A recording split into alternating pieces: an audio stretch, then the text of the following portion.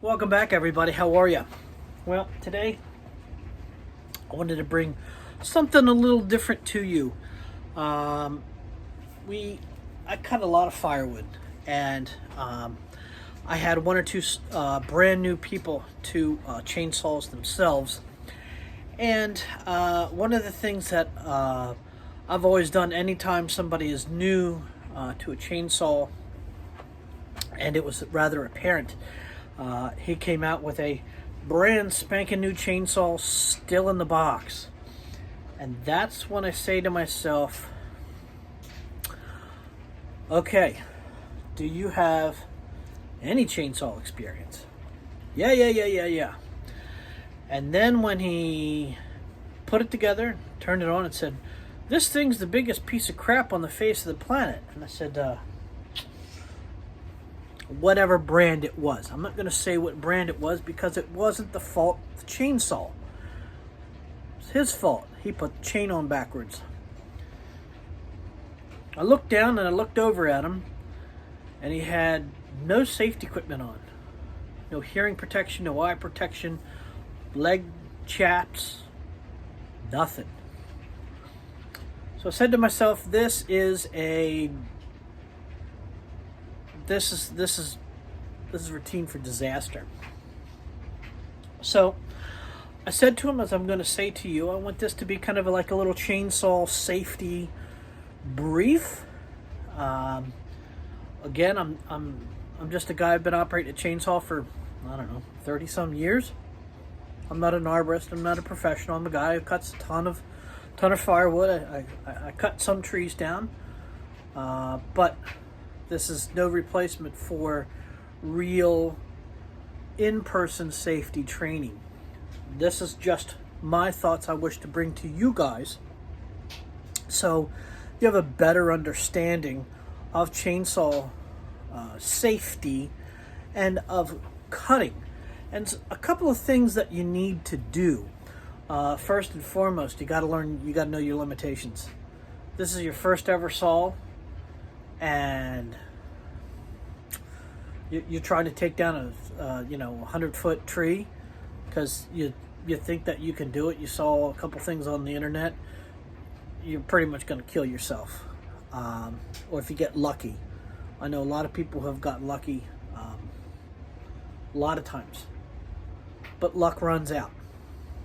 So what I wanted to do today is kind of at the bench and also out in the field itself. I'm not going to fell a tree. I've felled many a tree, but there's also I know my limitations. And when I get up on a tree and I know that it's whatever the situation may be, whether it's near power lines or whether it's near structures or whether it's stone dead or whatever the myriad is, I know myself, I know my limitations, and I'm not going to take it on. So I just want people to, as they go out, to come back with all their appendages, to come back with a very good understanding of chainsaw practices, the safety, and understanding the parts of the chainsaw. That's the big issue that I have with a lot of people, is they don't know how to properly engage the chain brake. When you're swinging that bar around and that chain is still moving and you're around people, that's bad. So what I would love to do today, and again, I'm nobody, so this does not replace the owner's manual, the safety guide. This does not replace anything of any type of training that you may receive. There are a couple of chainsaw schools that are out there.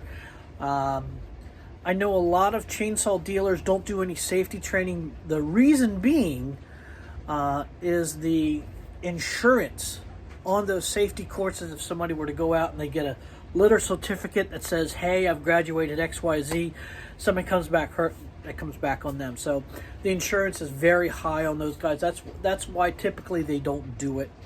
You can find chainsaw safety schools, and you can find online safety courses. A lot of the manufacturers, I know Husqvarna has several safety videos on that.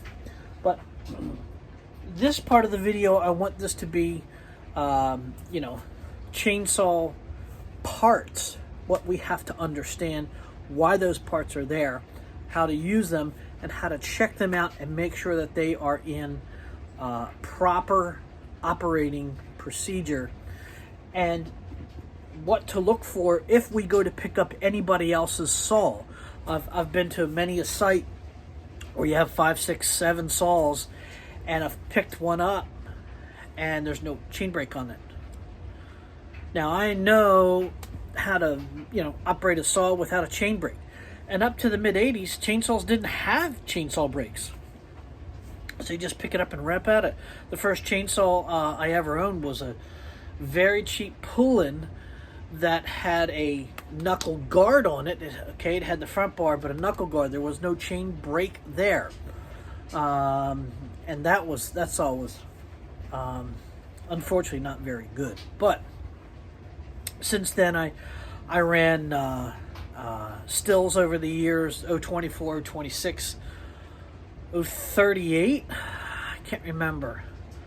But I had one that, as you're on a site, somebody is needs a saw, and they pick yours up, which is fine. And they put straight gas in it and burned it up. Another one got stolen, and the other ones just simply wore out. I bought them all used, and they were probably already pretty much dead when I bought them. But I took one saw in to my local dealer, and my local dealer said it costs more to repair than the saw is worth. So that's when I picked up my first Husky, and that's this 372 that's right here. And I've owned this 19 years, and that for a long time was my only saw, and I ran it on an 18-inch bar, and that was it. Since then, I moved up. I think this is a 24-inch bar. Then I purchased the 550, then the 435, and then the 550, and then the 562 chainsaws. And each one is I use for a very specific purpose. Obviously, but enough of that. So what I want to do is get in a little closer and go through all of these saws and give you a just a kind of the safety briefing on each saw, to make sure that you know what to look for when you go over and pick up a saw. When you pick it up, does the chain droop? Does the chainsaw brake work? That's the big thing. Is it engaged when you pick up that saw? Much like a firearm, you want to always make sure and check it, point it down range at nothing that you don't wish that you don't wish to damage. Check it, see if it's locked and loaded, and make sure that it is either on safe or unloaded and ready for you to use. And a chainsaw is the very same way.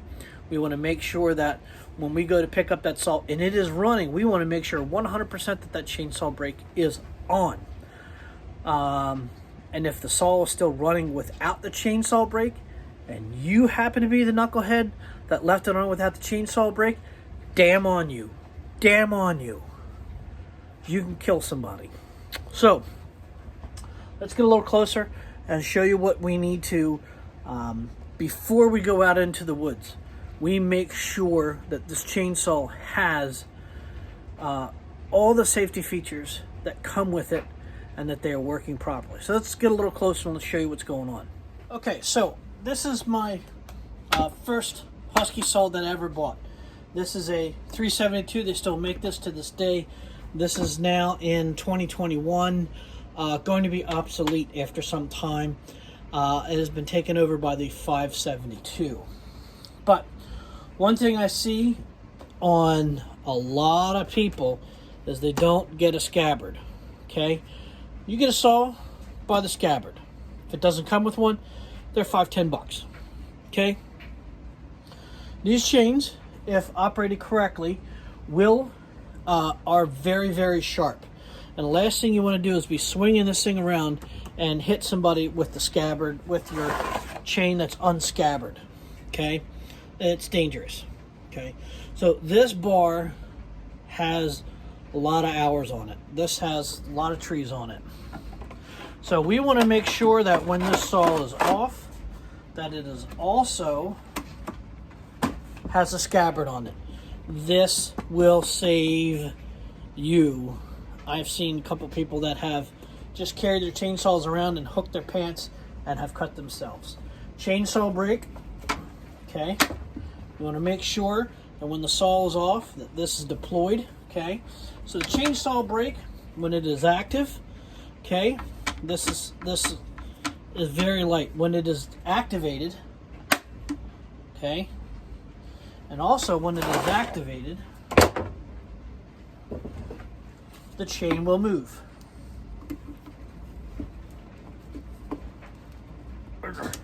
Oh.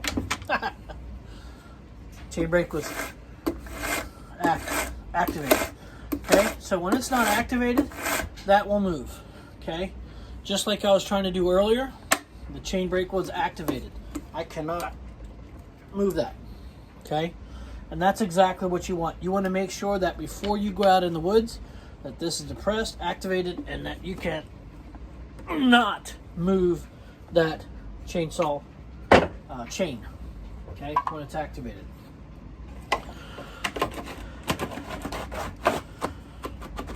Now, you gotta know how to put a chain on.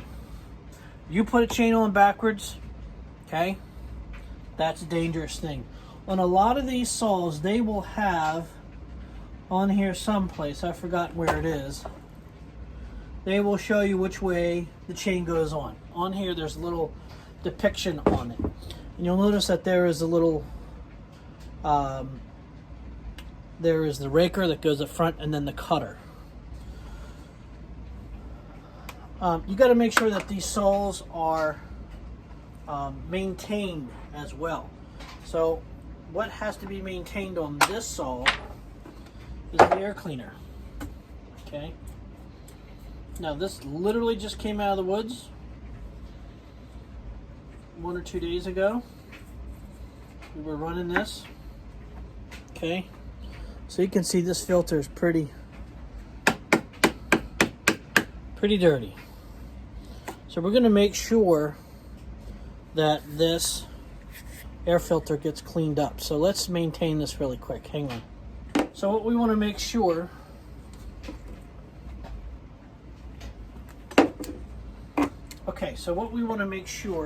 is because the air cleaner is off, we want to stuff the horn of the carburetor because we're going to blow this filter out and clean the fines. Okay, you'll notice that there is all kinds of little small particulate schmutz in there. We want to make sure that all that's out.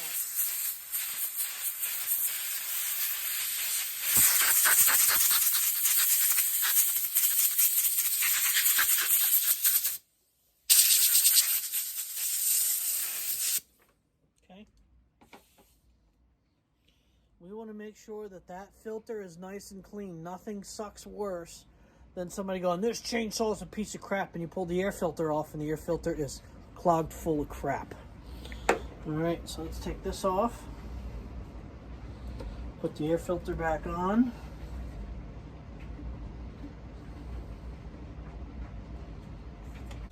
And then we're going to take our air gun again and just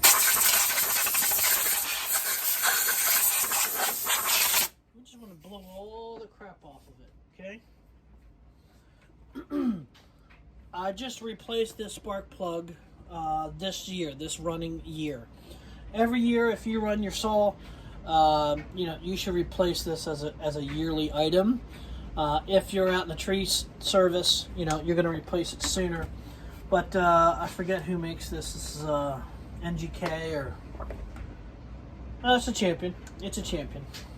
It probably came with an NGK, but I switched it out. You want to look like on this one here.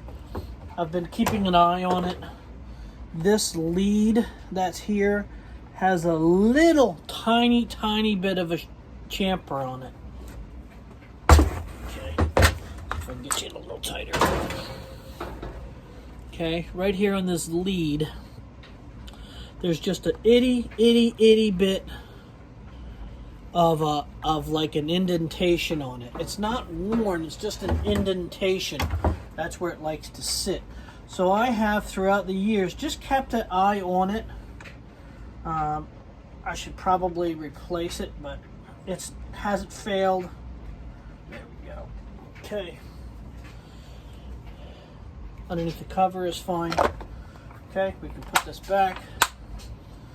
Now, what you should do before this saw goes out, what you need to do is grease it. Chainsaws require grease. Newer saws, all chainsaws will come with a thing called a screw-wrench, which is a screwdriver and a wrench. Okay, we want to make sure that that is... When you go to take this cover off, any chainsaw, make sure that the chainsaw brake is off. Okay, so you can move the chain. Okay, we're going to loosen that up. Okay. The newer modern chainsaw now has the bar nuts. These are called bar nuts. Okay, these bar nuts are attached. The new modern saws all have attached bar nuts. This saw, chainsaws come in, to my knowledge, only in two ways: an inboard clutch and an outboard clutch. Okay, this happens to be an inboard clutch. Let me show you what an outboard clutch looks like. Okay, so what I just was talking about earlier is this is an inboard clutch. Okay, so what you have is the sprocket that's out here. This is a 3/8 sprocket. Okay, these are the bar. I don't know what they call those. I just know them as the bar studs. But on this 550, okay, you'll notice that all this mechanism that's inside the saw on this one is on the outside on this one. Okay, you'll notice on the inside of this is the sprocket. Okay, I've changed this over to 3/8, but this outside, if you were to take this and flip it, that's what this would look like. Okay, so this is called an outboard clutch. This is called an inboard clutch. There's two schools of thought. One is balance and whatever. I don't. You can go back and forth on them. It just I don't notice a difference. There's no performance difference at all. One's just an inboard clutch. The other one's an outboard. It is easier to take the chain off of these than it is off of this. But again, once you get used to however the saw works, it's really no big deal. All right, so let's get back to this 372. All right, so what you'll notice on this 372 is it's a little dirty. Okay, a couple things that you want to do is wipe all this stuff down, clean it up. Okay, it's got a lot of oil, a lot of dirt, and what you're doing is you're inspecting all of the pieces. Okay, so you're inspecting for any wear points, you're inspecting for anything that may be worn or broken or not operating the way it should. Okay, couple things to know: inboard clutch. Okay, then you have this, which is called the rim sprocket. Okay, so you have the clutch, you have the rim sprocket. Okay, bar studs, felling dogs. People talk about them felling spikes, felling dogs. A lot of people will make aftermarket ones. Okay, a lot of the saws, like this 550, only has an inboard set. This 372 has an inboard and an outboard set that it came with. Okay, so what you have on here is a chain catch. Okay, this is very important. The new 550 has a metal chain catch that's here. Okay. This 372, okay, has this chain catch.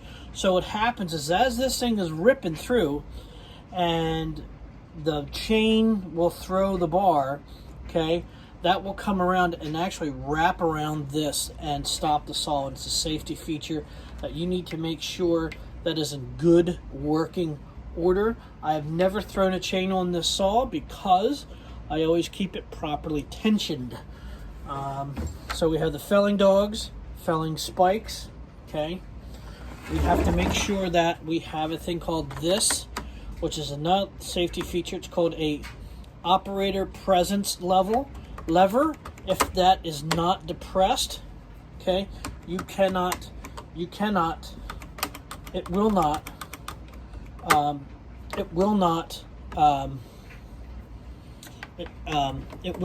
run the trigger.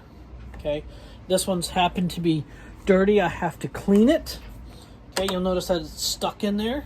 Okay, because there is pitch that's in here, and so I have to take this apart. So this is a non-functioning point.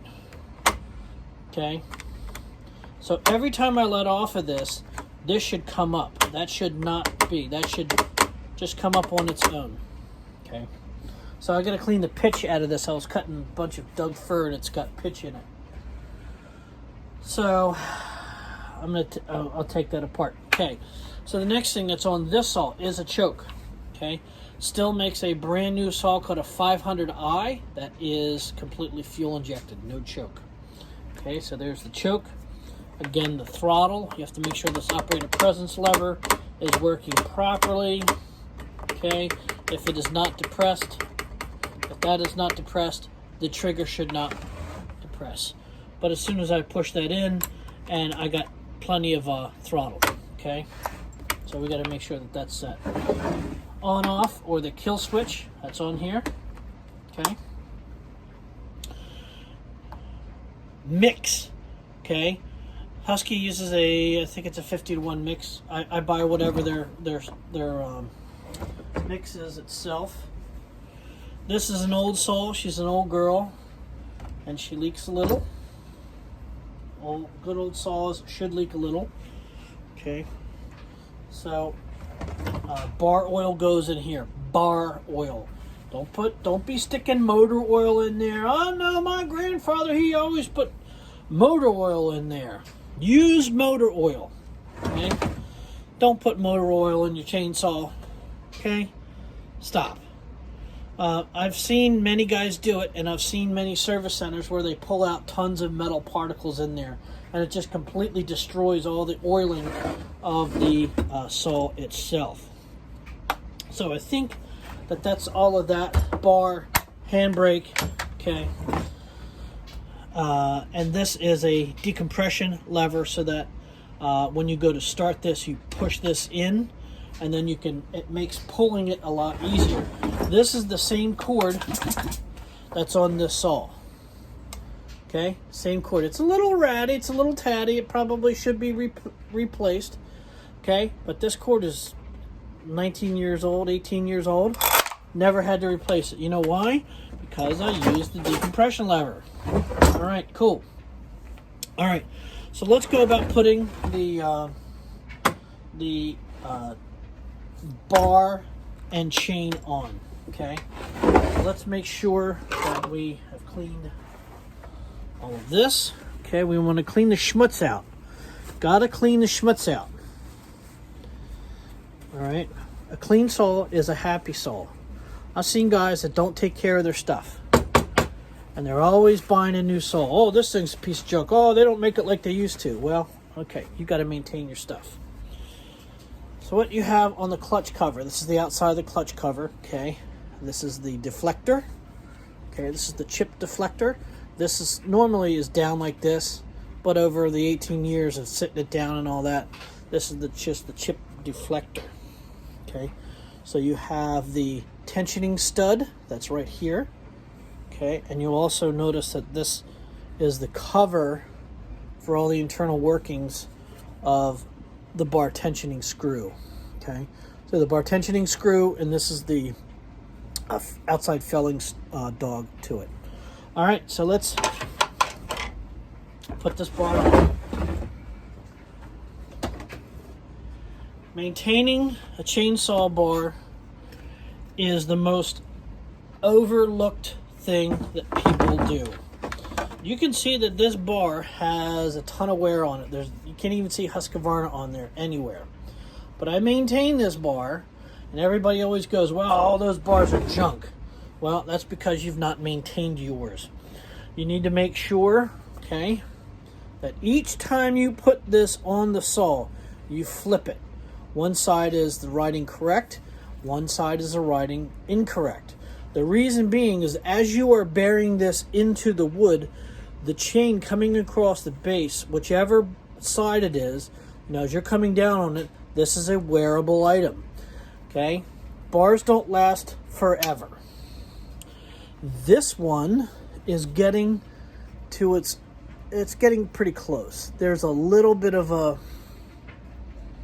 lip there, little tiny lip. Okay, because I have not had a chance to grind this down. So what I normally do is I will take the sharpening stone,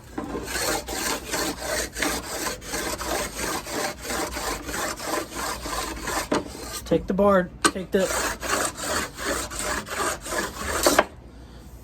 so there is no burr there. This just happens to be a 1,000 grit stone. Okay. Now, what you have to do on all these bars, okay, right there. Do you see that little hole? This is imperative. Oh, I can't find my grease gun. Oh, it's in the truck. Okay. There's a grease gun that comes with your saw. That's there for a reason. Okay, this grease gun is to grease this bar. You can't put grease. See how this doesn't freely spin because it's got grease in there. You gotta grease this. This bearing that's in here, if you don't, you'll burn it up. And when I look at guys that have these completely burned up, that's because they haven't greased the bar. You gotta maintain the bar. The other thing you gotta do is you gotta blow out the crap that's in there.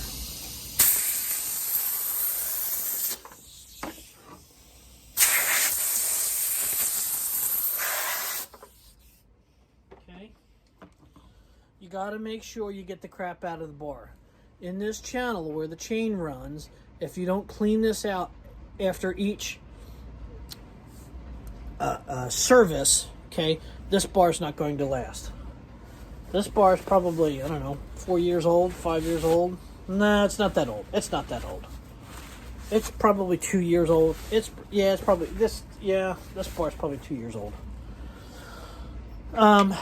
And the only reason why I changed that is I had a knucklehead who used it. Says he was in a tree service and he had tree service t-shirt on, and he grabbed the saw and then pinched it, and then proceeded, as he went to pinch it, some guy took a PV bar and didn't know that he had pinched it, and when he turned it, the saw came out and then he bent the bar. Luckily, it didn't hurt the studs or anything like that. So, bar is maintained. The Husqvarna logo is now upside down. Okay, where it was right side up. The bar slides on the studs. We want to make sure it goes all the way back.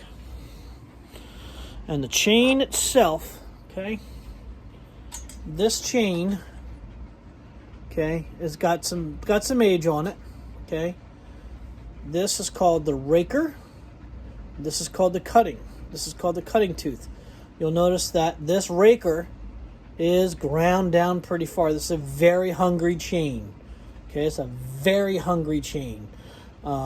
It's too hungry. I'm playing with grinders and all that kind of stuff on a different thing. This chain really needs to be kind of replaced. But on the chain itself, where is it?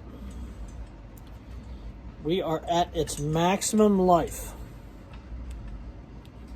Let me me see if I can get you to a tooth. Okay. So what you guys can't see on a tooth, let's see if I can bring you here. There is a maximum wear rating on these chainsaw teeth. Can you see that? There is a little mark on there. There's a ridge. I mean, there's a line that's across there. Can you guys see that? I don't know if you can or not. You see that? Okay. You can't grind past that. That's the maximum allowable far back that you can go. And you'll notice on all of these teeth, you don't see any of that because I'm there. So this chain is done. This is a sharpened chain. But again, it is... I can't take it down any farther. I'm just going to buy another chain. I've seen guys run them down deeper than that, but I don't run mine past that maximum allowable part. So we pull the chain forward and it goes into the bar. Okay. Good. Now, when you put it on, the raker goes in front. Raker goes forward. Okay. You want to make sure that's on the bar, around the nose, and on the sprocket, not on the washer, but on the sprocket itself. So then we take this. Again, all of your stuff is cleaned. It's not operating room, but it's not. You don't want it filled with crap. All right. When I'm on a job and I see a guy that saw is just completely hammered, I don't work around that guy. He may be good, but I don't know what he's maintained and not maintained on that saw. So let's take this, okay? This is the tensioning screw for the saw, okay? I'll bring that in just a little. Take these. I'm just going to suck them in so that the bar is straight on the... I'm not tightening. Okay. So you'll still notice on this chain, see how there's a droop in it? Okay, that's not proper tension. Okay, so proper tension is this. This down. Okay. So it just snugs, okay? Now, what's next? In order for this to be properly tensioned, again, we want to make sure that we cover those teeth that are sharp. Now, you can either pick up on the back of the handle and pick it up, or you can pick it up with your hand. I choose to pick up the rear of the handle. So what happens is the bars droop down. As you pick up the bar, okay, is the bar raises up. And when it does raise up, it will have a slight droop left on it. So I hold the chain up, make sure it's there, and then give it a little tweak.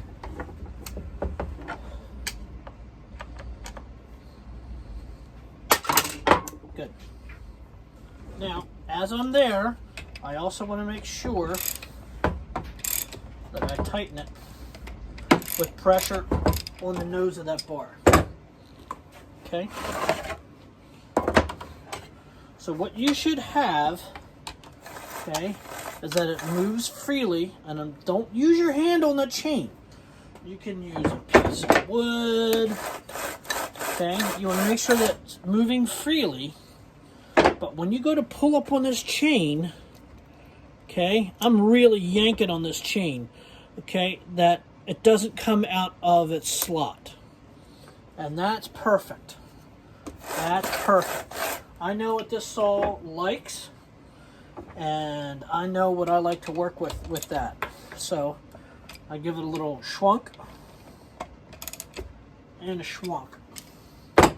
Okay? So I know everything's tight. I know all my safety features work. I know everything has been greased. Everything has been maintained.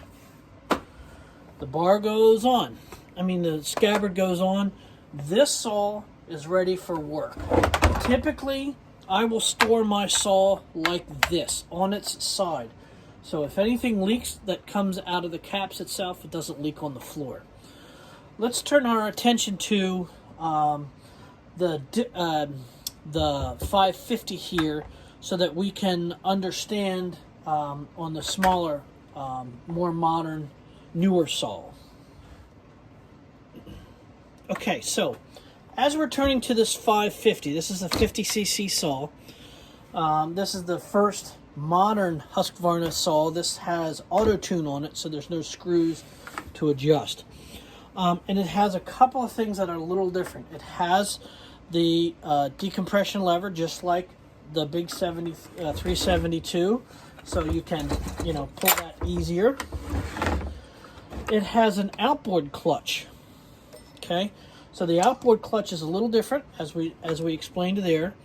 The brake on this one, okay, is in the cover. Okay, so you need to make sure that when you remove, okay, your clutch cover, especially on this 550, I'm not sure what other saws have it. Maybe the 362 does. But this has the internal chain brake that's in here, this band, okay? And it's deployed by this dog and paw that's right here on the clutch cover. So if this is not deployed, okay, when you go to take this off and the chain brake is not deployed, you're going to have to pry this off. And as soon as you do, you're going to hate yourself, because you need to take it back to the dealer. They need to take this apart and then deactivate it, and then you can put the saw back together. You'll also notice, like the 372, it does have the tensioner bar that's right here. Unlike the 372, these are captured. Okay, these are captured bar nuts. Awesome, awesome, awesome thing. So we also notice on this saw that there's only, unlike the 372 where they had felling spikes both on the body of the saw, this saw only has one set of felling spikes. Okay, there's no felling spikes on the smaller saw. Unlike the 372 where the chain catch was that little stud that came out with that little plastic thing, what they do with this one is they have a metal, okay, that's swept back. This is a metal chain catch. And yes, it is slightly bent. Yes, it is. And that's supposed to be from the factory. You'll notice that it has it does have some damage on it. Okay. I did throw the chain on this and it worked perfectly.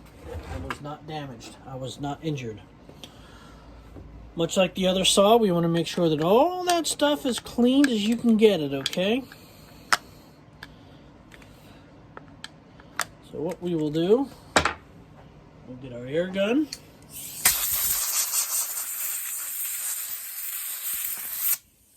Now, because this has the internal chain brake in here, you want to pay definite close attention to all of these surfaces. You want to make sure that this surface is not full of gunk.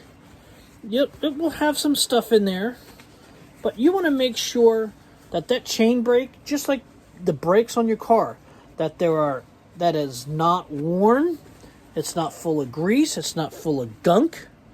Okay, you're taking, this has, that you'll notice on here, little scuff marks, because I use the chain brake all the time. Okay, we want to make sure, again, just like on our other saw. Okay, this comes off. We want to check the air filter. Okay, make sure that the air filter is clean. Okay, nothing is worse than having a clogged air filter as opposed to bad gas. We want to also make sure that the internals here are as clean as they can be. So before I add any air to this, I want to make sure that I put that back on. Okay, and then that snaps on, and then I can add my air.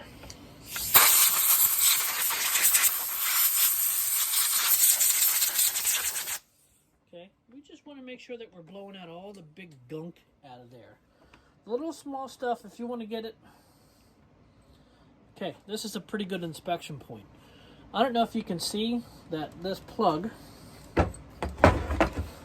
is out of its holder. And that was because I changed the spark plug in this. Okay, there's a definite hold for this. If it's on the fin, it can melt, but because it's held in place by those keepers, that's what you want to make sure of. Okay, cord looks good. Caps are nice and strong. All right, make sure that we clean the plate, the bar plate. Okay. Again, it doesn't need to be operating room, spick and span, but I just want to make sure that I get the gunk and all that crap out. Okay, good deal.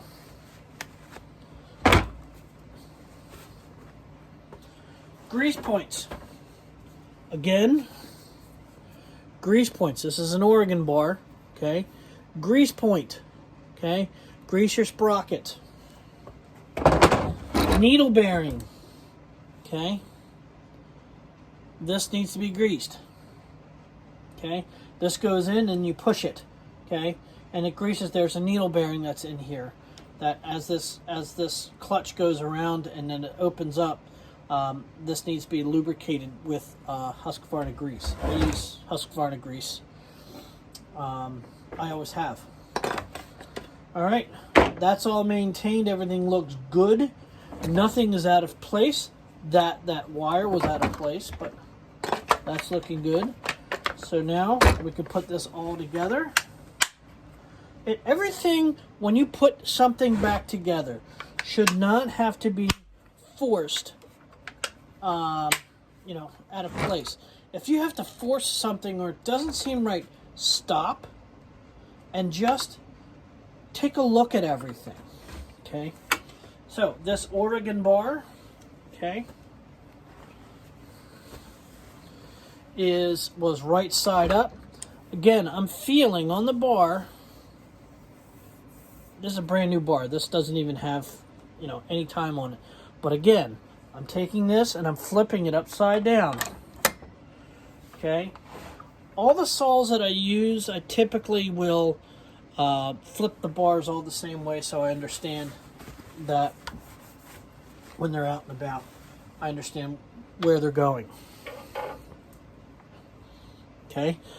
Again, this 550, we want to make sure that the raker, okay, this is not sharp, but this is sharp, okay? That's the cutting tooth, that's the raker. Raker goes first. Now, when you go to install a chain on a outboard clutch, bar goes all the way back. Chain goes over the clutch first.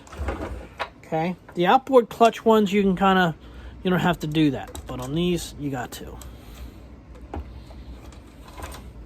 Okay? We want to make sure that everything is on its sprocket and I pull the bar straight. I want to make sure that that's on the sprocket, and I know it is. Very good. The deflector is in place, working well. Okay. I just want to clean it up aesthetically. Okay. This outside clutch cover, I'm just cleaning aesthetically. I want my saws to look good. I don't want no junky crap. Okay. And then we put the clutch cover on. Okay. The clutch cover, you have to remember,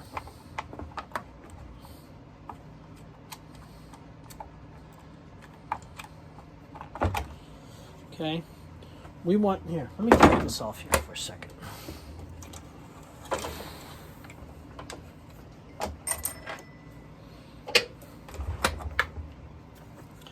On the back of the chainsaw, bar. Okay, these are where the two studs go. You'll notice that there's these two holes here. There's actually three. So what you will notice, I did maintain this bar. I didn't maintain that bar.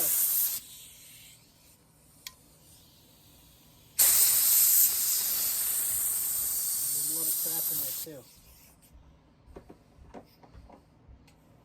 Okay. You'll notice that there are these two holes and this little hole right here. This is for the internal oiler of the chainsaw. So when you go to put this in, there's a little hole that's there. Let me see if there is something I have small enough to jam in there. Show you a little better. Any of these fit in there?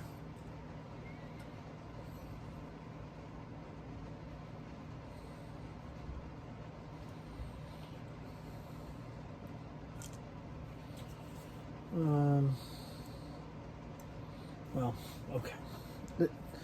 All right. So let me see if I can show this to you. You guys see that little hole? You guys see that? Okay, that's for the oiler. That's for the bar oiler. Okay, and there's one on either side. So when you flip it, it's correct. Okay, you want to make sure that that's clean and free of debris. Okay.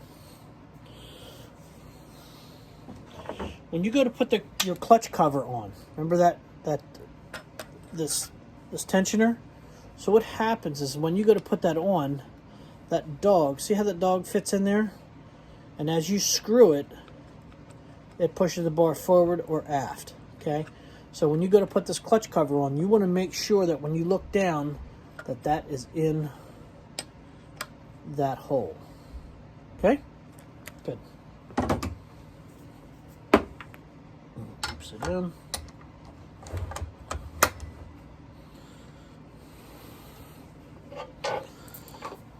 Raker first, goes over the clutch, right on the sprag, fires all the way back.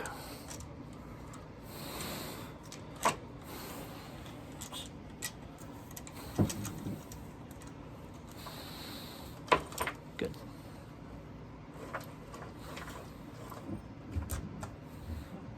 Now, do you see what I got there? See how it's underneath of that? We want to make sure that we pull it over that chain catch. And then we can pull it forward. Good deal. Okay, make sure we're on our sprocket, and we are. Take our clutch cover, make sure that the tensioning bar goes right in, and it should. There it is.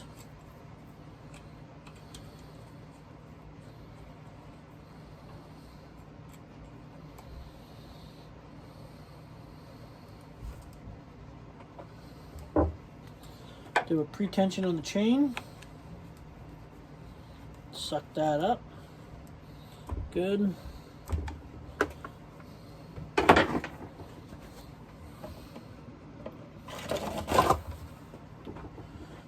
Take that, pick it up,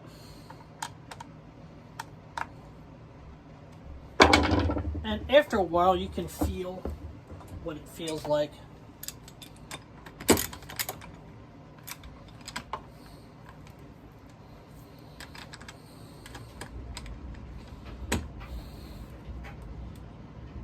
All right, perfect. Now I'll take this, make sure that we're good to go. Got a little tight, which is fine because this is a brand new chain. I think it's got maybe 2 hours on it, so it will stretch. Chainsaw chain, when you first get it, when you first get your chainsaw and you run it for 5-10 minutes, it will stretch. It will create its own loop. That is normal. Chain will stretch. So what happens to mean is after the first 10 minutes, you got to make sure that you stop, let it cool down, loosen the bar nuts, get your scrunch, and tighten that up to your proper tension specifications. All right, so let's move into a different style of chainsaw.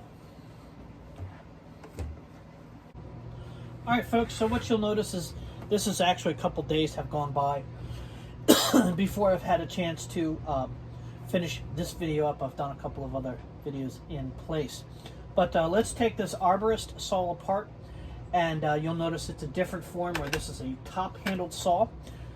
Traditionally, this is an arborist saw. A couple of things is that there's no rear handle. The handle itself for the saw is up top, and then you have another side saw. You will also notice on the back of an arborist saw that there will be some type of hook. There is another hook that's over here that I have removed. You'll also notice on this saw there is only one bar nut. All the professional saws typically have two. Because this only fits with a 18, I think it's a max of a 16-inch bar, you don't need it. And you really don't dog heavily onto these. So let's take this apart. The form itself, the overall form of it is a little separate, is different in its size. The muffler exits from the side as opposed to the muffler out of the front of the engine. Typically the engine on these top handle saws are in the rear. You'll notice that this is a plastic cover. It's rather dirty, so we'll need to clean all of that up. You'll notice that it does have a external clutch. Okay, you can see the clutch. Again, the other wear point on here is the internal bearing. You have to keep that greased. You'll notice the bar on these has a very kind of sharp nose to it. This is called a 3/8 mini, or as in still they call it the Pico chain. There is no outer spike as they are on the larger. So we can take this on here. Get the chain off, we'll have to sharpen it. But you'll notice the bar is, just like everything else, once you use it, is rather dirty and grimy, as it should be. Okay, because that's the oil from the oiling system. So we clean that off, just as we did on our other saw, just as you should do on all of your saws. Okay, clean the extra gook off.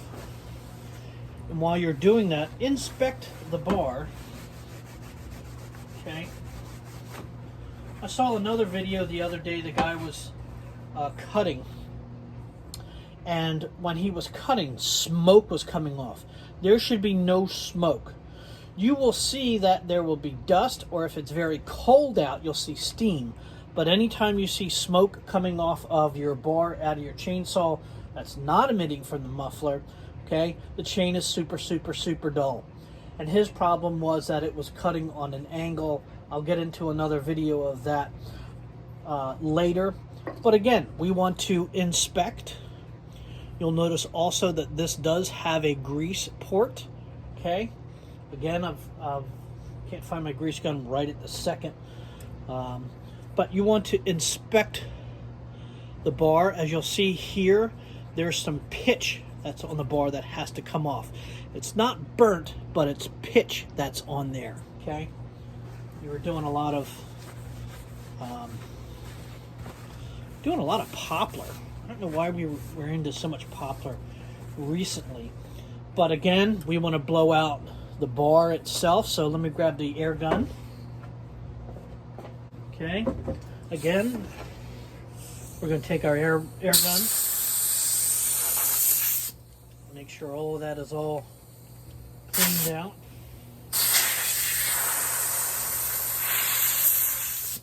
You can see a lot of that stuff was really clogged in there. And we want to make sure that all of the necessary air holes, grease fittings are all cleaned out. Okay.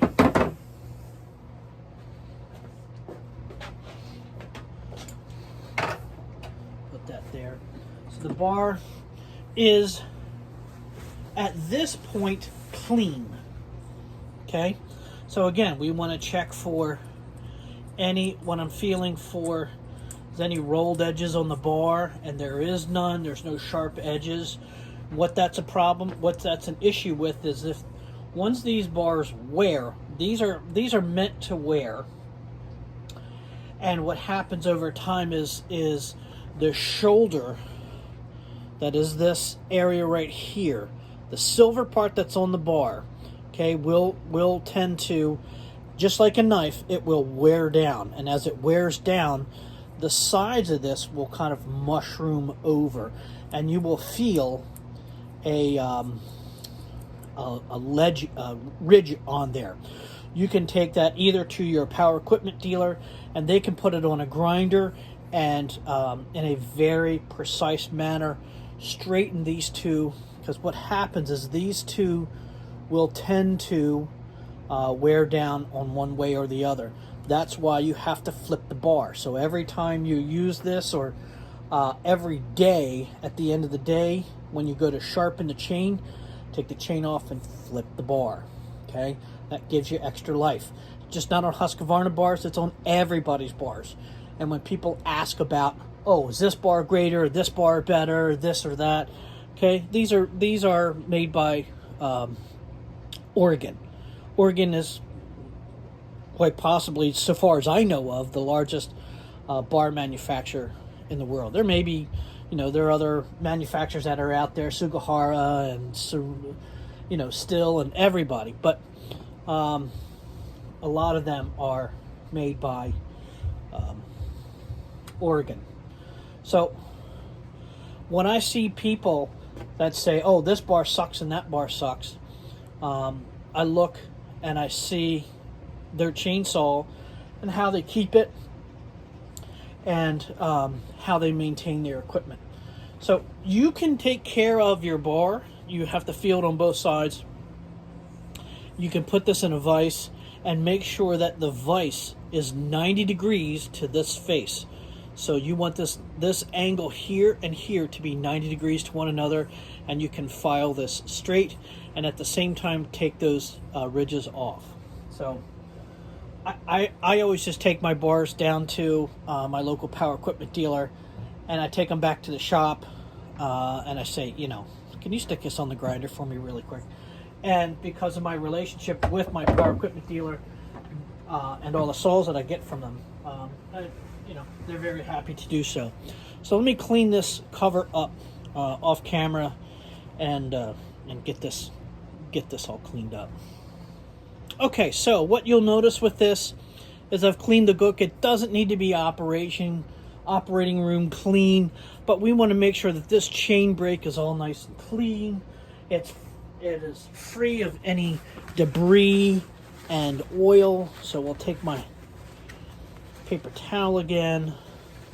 Okay, all this stuff gets greasy, but we want to make sure that our safety equipment that is supplied by the manufacturer is at its peak performance. We get injured because we don't maintain the saw correctly, or we have very poor technique, or part of the two. One thing that you'll notice with this is a steel bushing that's in this plastic cover. So when you go, oh man, this is plastic, it's cheap. Well, no, it's sleeved with high carbon steel, which rides on this post. So again, when I hear people talk about plastics and how plastics aren't good, talk to Gustav Glock and ask him about plastics. You'll notice that the gun industry, one of the fastest growing segments in a long time, has been polymer framed pistols. So let's clean this up, get this going. I'll go off camera and we can I'll clean this up, and then we can further continue with this maintenance.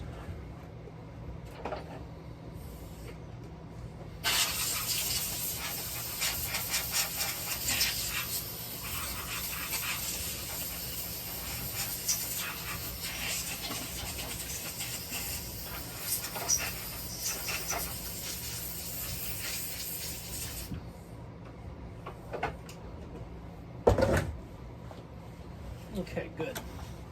So we're going to take our outboard clutch. We're going to inspect it and clean it. Make sure that this should be clean. When you inspect this outer clutch, Okay, when you inspect this, this should be nice and shiny. It shouldn't be burnt. It shouldn't be burnt. It should be nice and silver. You want to make sure that this is clear, that it takes all of that. And this uses this is a different style of sprocket. Okay, this is not a sprocket where this is between the clutch and here is one piece. Okay, this is, I think they call it a Spur Clutch. Okay, so this is a wear point in here. So you'll notice on the inside of this clutch and this spur are one piece on this saw. You'll notice a lot of the homeowner saws have this because it's cheaper to make this part as opposed to two parts. So you'll notice that the bumper spikes are small. Arborists really don't dig in like the loggers do or anything like that. So let's take the air filter off. Okay. Good deal. All right. So you'll notice that the all of the internals look, they're dusty. And then we want to take this air filter off. I always forget how to get this air filter on and off. Okay. So you'll notice on this T540, this is a mesh, okay? And then there is another mesh that's on there. So I'm going to very gingerly, okay, take an air chuck. You'll notice that there are some fines that are in there. See the fines that are in there? That's not terrible.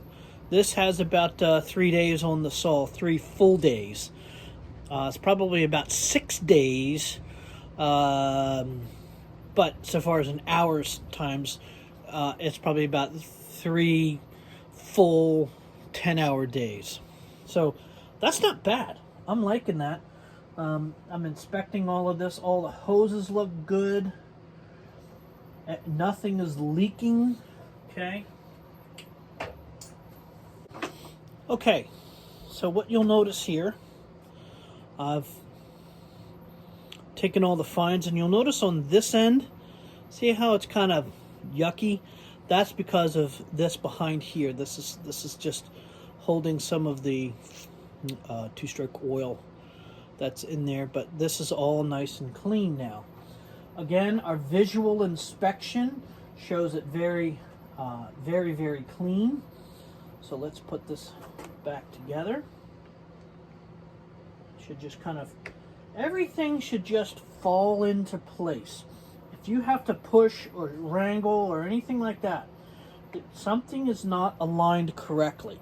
This all should just go in. It should just drop into place. These manufacturers have spent a lot of time and effort, and the engineers, so that you as the end user should just fall right into place. And if something is not falling into place, you're not doing something correct. So again, we'll take this, just drops into place, and it locks it in beautifully. Okay, everything is nice. Okay, everything looks good. Everything looks nice and solid. Okay. What I'm going to do is I think I'm going to have this as a 3-part kind of video. This is the maintenance part of it, what you should do. The second part is probably going to be the equipment, safety equipment that you should carry out with you. And then the third one is probably cutting techniques. And I think that's how I'm going to do this, because this one is terribly long. And if you've watched this all the way through here, good on you. Hopefully I've given you advice that you can use. But again, there is no replacement for your own safety. Go to chainsaw safety classes. I know Cotton Top 3 has a chainsaw in-person chainsaw cutting class that you can use. But go down to your power equipment dealer. Go find a professional that's there that says, "Hey man, can you give me a hand?" I know that there's probably a couple guys out there that will do that. But I'm gonna wrap this one up, and probably part 2 will be the equipment that you want to use with you. And I'll just keep this maintenance part as part 1, and then I'll do a part 2 and part 3. So I'm going to go get to sharpening the chain that's on here and buttoning all this up. And then we'll get onto part 2. So if you've watched this and you like it, please give me a thumbs up, share it out. And if you like this content, consider giving a subscription. That would be great. Help me out a lot. I want to thank you for joining me in this video of the maintenance part 1 of part 3 on chainsaw kind of SOP, standard operating procedures. So I'll get this buttoned up, and then we'll get started on part number 2. Thanks. We'll see you. Bye-bye.